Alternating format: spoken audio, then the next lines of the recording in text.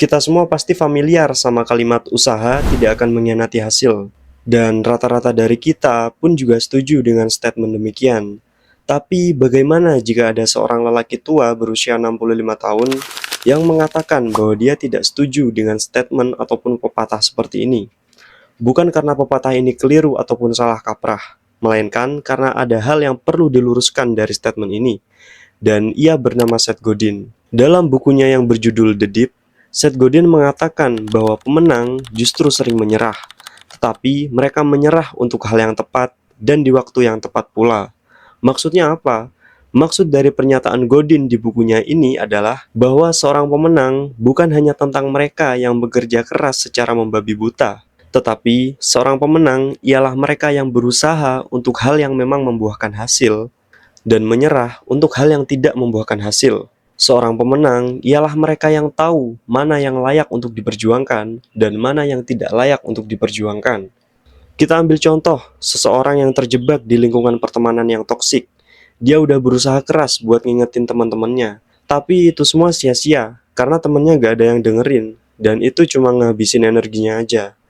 Maka yang perlu dilakukan oleh orang tersebut ialah menyerah dan keluar dari lingkungan pertemanan itu demi kebaikan dirinya. Lalu kita ambil contoh yang positif.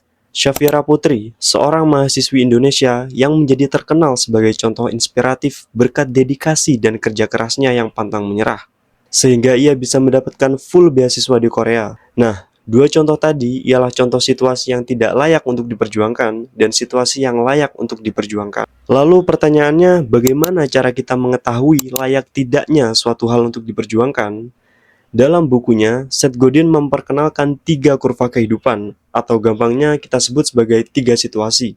Situasi pertama, the cliff, atau yang biasa disebut sebagai jurang, ialah situasi di mana ketika kita melakukan suatu kegiatan, kita akan mendapatkan kebahagiaan yang tinggi di awal. Lalu tiba-tiba kebahagiaan itu akan hancur dalam sekejap. Contoh, ialah judi yang mendatangkan keuntungan di awal, lalu akhirnya menyebabkan kecanduan dan kebangkrutan di akhir. Contoh lainnya seperti mengonsumsi makanan junk food misalnya. Mungkin awalnya enak, tapi ini sama saja kita sedang menabung penyakit yang akhirnya bisa merenggut nyawa kita di masa tua nanti. Apabila sedang dalam situasi seperti ini, Seth Godin menyarankan pada kita untuk segera keluar dari situasi demikian sebelum kita terjerumus ke dalam jurang dan tidak akan bisa kembali lagi. Situasi kedua, cul-de-sac atau yang biasa disebut sebagai jalan buntu. Ini adalah situasi di mana hidup akan terasa gini-gini aja alias flat. Gak ada kemajuan dan juga gak ada kemunduran. Gak merasa bahagia tapi juga gak merasa sedih. Ini bisa diibaratkan ketika kita sedang berlari di atas treadmill. Kita capek, tapi kita gak kemana-mana. Contohnya, circle pertemanan yang isi obrolannya cuma gosip, gosip, dan gosip aja. Ataupun hubungan asmara yang toksik. Ya kalau misalnya hubungannya itu membawa kita pada kebahagiaan, ataupun itu mengajak kita buat tumbuh bersama, berproses, dan menjadi lebih baik bersama, it's okay. Yang menjadi masalah ialah hubungan yang toksik, yang membuat kita tidak menjadi lebih baik dari hari ke hari.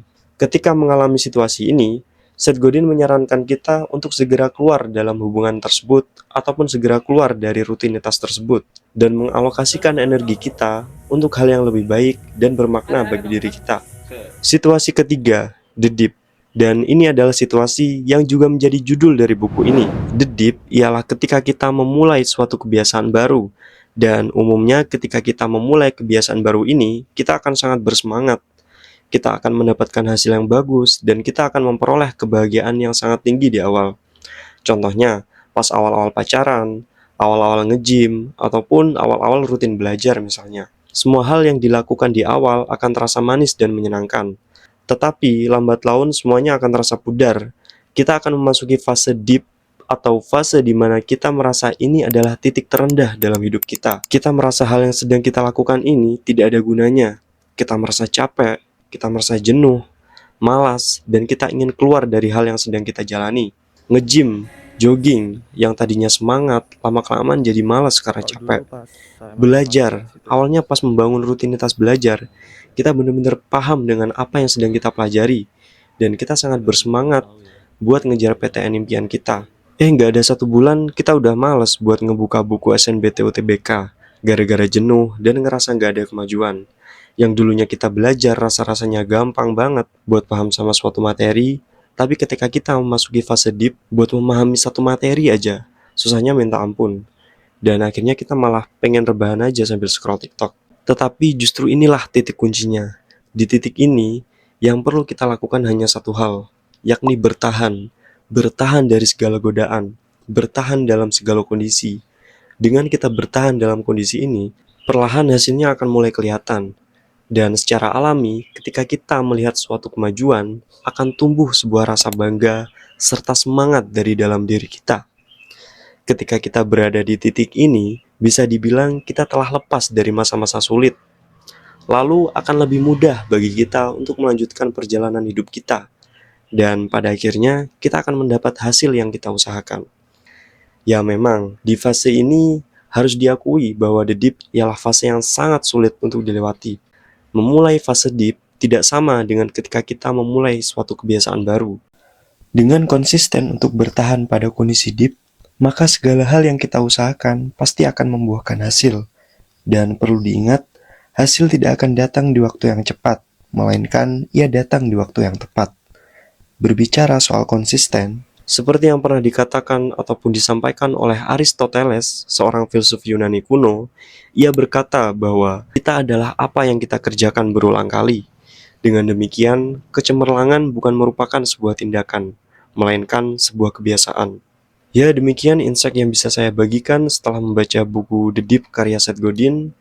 Apabila teman-teman ada kritikan atau hal yang kurang tepat, bisa dikoreksi di bawah, supaya saya bisa membuat video dengan kualitas yang semakin baik dan mengimprove segala kekurangan yang saya miliki. Akhir kata, wabillahi taufiq wal hidayah, wassalamualaikum warahmatullahi wabarakatuh.